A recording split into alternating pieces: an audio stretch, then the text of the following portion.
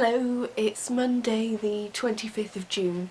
I could really have done with another day in bed to recover from my sinus infection, but I've got this rheumatologist appointment and I'm going to use it as an opportunity to ask him about some stuff that I've been worried about, especially things like my spine just seeming to tilt more and more to one side gradually over months. I mean, I just don't know what to do about it. So hopefully it'll be a useful appointment. I couldn't arrange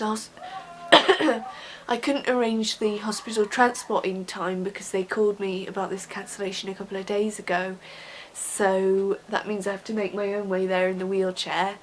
But if I'm not too exhausted, I think I might go into the city centre as well and do a bit of shopping. I'm dressed super summery today. Vest, top and shorts.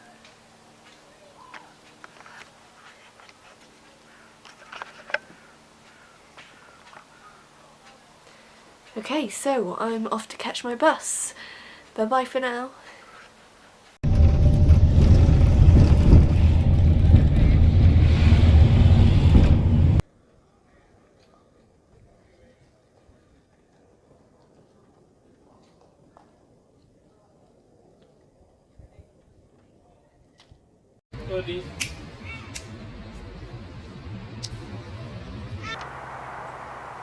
Hello.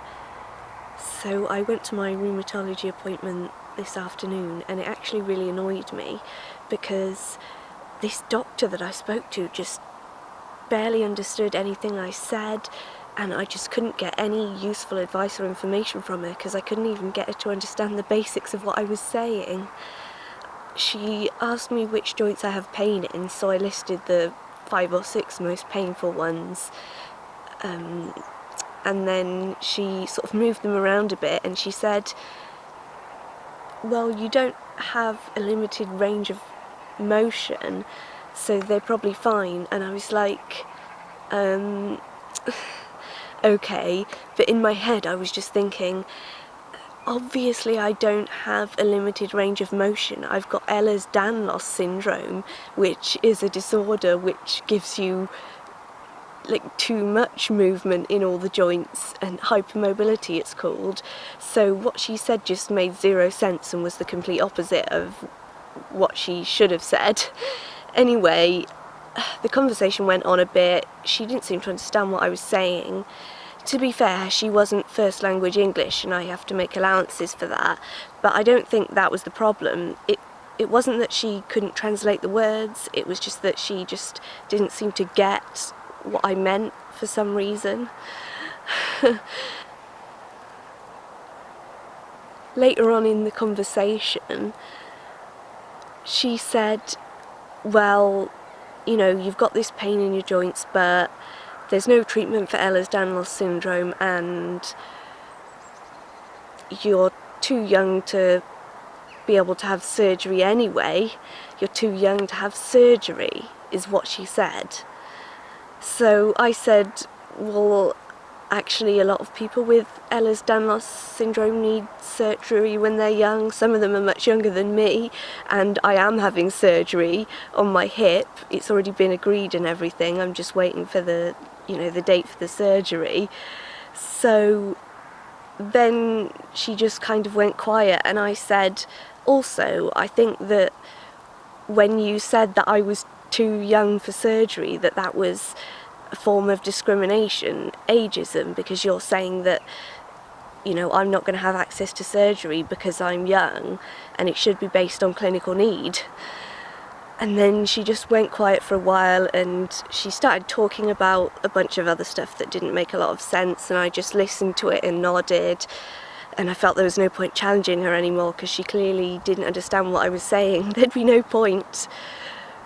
But I think I am going to send a complaint because she shouldn't be giving information that's the complete opposite of what the real information is, and she shouldn't be making comments that relate to people's age and saying that they can't go and see a surgeon to get an opinion about surgery just because they're in their 20s. because it depends on, you know, depends on if you need it or not.